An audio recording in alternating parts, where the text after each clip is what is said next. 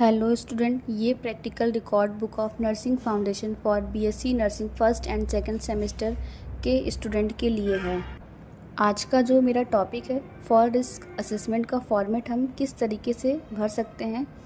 तो fall risk assessment tool को हम यूज़ करते हैं पेशेंट को कैटेगराइज करने के लिए, किस पेशेंट को फॉल रिस्क है, किस पेशेंट को फॉल रिस्क नहीं है, और अगर पेशेंट को फॉल रिस्क है तो हम कौन से प्रिवेंटिव मेजर्स का यूज़ कर सकते हैं पेशेंट को फॉल रिस्क से बचाने के लिए।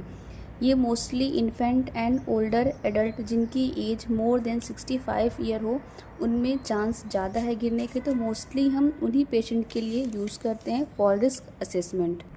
ये फॉल रिस्क असेसमेंट का फॉर्मेट दिया गया जहाँ पे name of the patient, gender, ward और डेट ऑफ एडमिशन ये फिल करना है। उसके बाद यहाँ पे दिया गया डायग्नोसिस। तो यहाँ पे मैंने जो डायग्नोस लिया है ये डायरिया का लिया है।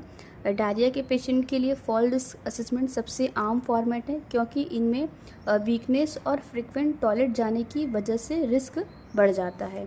नीचे के एग्जाम्पल फॉर्मेट दिया गया है कि जो एक सीरियस डायरिया पेशेंट के लिए भरा गया है। यहाँ पे रिस्क फैक्टर दिया गया है, स्केल, स्कोर, पेशेंट, रिस्क। तो फर्स्ट यहाँ पे रिस्क फैक्टर में हम देखेंगे हिस्ट्री ऑफ फॉल्स, मतलब कि जो पेशेंट है पिछले 3 महीने में वो गिरा है कि नहीं वो हमें दिखना है। अगर वो नहीं गिरा है तो नो, और जो स्कोर हम देंगे 0। अगर गिरा हुआ है तो यहाँ पे यस दिया गया है और स्कोर फिर हम उसको 25 देंगे। तो यहाँ हमारा डायरिया का पेशेंट है, वो नहीं गिरा तो हमने इसलिए यहाँ पे नो किया है और उसको स्कोर 0 दिया है। नेक्स्ट यहाँ पे है सेकेंडरी डायग्नोसिस। सेकेंडरी डायग्नोसिस का मतलब कि पेशेंट को डायरिया के साथ कोई और बीमारी है कि नहीं उसके अकॉर्डिंग बना है। अगर कोई बीमारी नहीं है तो नो, अगर है तो यस, और यस है तो यहाँ पे हमें 15 नंबर देना है। तो हमारे पेशेंट में यहाँ पे यस है, यानी कि उसको डायरिया के साथ यहाँ पे डिहाइड्रेशन और वीकनेस की भी प्रॉब्लम है, तो इसीलिए हमने यहाँ पे यस किया है। तो उसको हम यहाँ पे जो स्कोर देंगे वो 15 देंगे। नेक्स्ट यहाँ पे दिया गया है एम्बुलेटरी एड। एम्बुलेटरी एड का मतलब कि जो हमारा पेशेंट है वो चलने के लिए सहारा ले रहा है कि नहीं। तो यहाँ पे none, on bed rest, use of wheelchair, nurses assist है तो हमें यहाँ पे 0 नंबर देना है। अगर हमारा पेशेंट केन या फिर वॉल्कल का यूज़ कर रहा है तो हम 15 नंबर देंगे, या फिर वो किसी फर्नीचर का सहारा लेकर चल रहा है तो हम यहाँ पे 30 नंबर देंगे। तो यहाँ हमारा पेशेंट नन है, मतलब कि वो किसी की हेल्प के बिना चल रहा है, तो हम यहाँ पे स्कोर जो रहेगा वो 0 देंगे। नेक्स्ट आपका दिया गया है IV हिपेरिन सलाइन। यदि हमारा पेशेंट को कोई ड्रिप या फिर कैनुला लगा हुआ है तो यहाँ पर हम यस करेंगे, अगर नहीं लगा हुआ है तो नो करेंगे। तो यहाँ पर यस है, यानी कि उसे डिहाइड्रेशन हुआ है, तो डिहाइड्रेशन की वजह से उसको फूड रिप्लेसमेंट के लिए यहाँ पे कैनुला जो भी ड्रिप वगैरह लगी हुई है तो यहाँ पे उसको स्कोर 20 हम देंगे। नेक्स्ट यहाँ पे दिया गया गेट। ठीक है, गेट का मतलब कि उसके चलने का तरीका कैसा है, नॉर्मल है कि वीक है। ठीक है, अगर यहाँ हमारा पेशेंट कैसा है, वीक है, मतलब कि उसको वीकनेस की वजह से या फिर कमजोरी की वजह से हमारा पेशेंट वीक है, तो यहाँ पे उसको हम 10 स्कोर देंगे।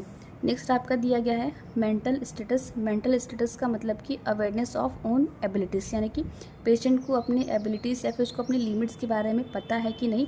तो यहाँ पे ओरिएंटेड टू ऑन एबिलिटीज़, यानी कि उसको पता है। नेक्स्ट यहाँ पे ओवर एस्टिमेट, यानी कि अगर उसको नहीं पता है तो हम 15 नंबर देंगे। तो यहाँ पे हमने ओरिएंटेड टू ओन एबिलिटीज़ दिया, मतलब कि हमारे पेशेंट को उसको उसकी बीमारी के बारे में, उसकी कमजोरी के बारे में पता है, तो हम यहाँ पे 0 नंबर देंगे। उसके बाद यहाँ पे दिया गया है रिस्क लेवल। तो low risk, moderate risk, high risk दिया गया है। तो लो रिस्क में अगर किसी का स्कोर 0 से 24 आया तो वो लो रिस्क में आएगा, और यहाँ पे जो एक्शन होगा वहाँ पे उसे गुड और बेसिक नर्सिंग केयर की रिक्वायरमेंट होगी, यानी कि हम बेसिक प्रिकॉशन के थ्रू उसको सही कर सकते हैं। नेक्स्ट यहाँ पे मॉडरेट रिस्क दिया गया, यानी कि अगर किसी का स्कोर 25 से 45 आया है तो यहाँ पे implement standard fall prevention and intervention, यानी कि हम यहाँ पे उसको स्टैंडर्ड प्रिवेंशन भी देंगे, साथ में उसको फ्रीक्वेंट मॉनिटरिंग भी हमें यहाँ पे करते रहना है।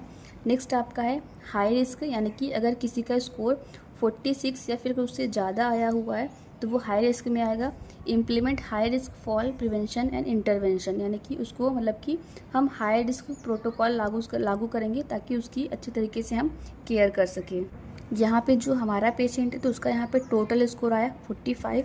तो यहाँ पे देखिए 25 से 45 के बीच में, इसका मतलब कि जो हमारा पेशेंट है वो मॉडरेट रिस्क में है। तो यहाँ पे जो भी हम एक्शन लागू करेंगे, implement standard fall prevention intervention, मतलब कि हम यहाँ पे स्टैंडर्ड प्रिकॉशन लेंगे, साथ में हमारे पेशेंट को हम फ्रिक्वेंट मॉनिटरिंग भी करते रहेंगे। यहाँ पे हम डायरिया के पेशेंट के लिए कुछ स्पेसिफिक इंटरवेंशन कर सकते हैं, ताकि जो फॉल रिस्क असेसमेंट है, जो भी फॉल रिस्क है तो उसको हम यहाँ पे कम कर सकें। Thank you.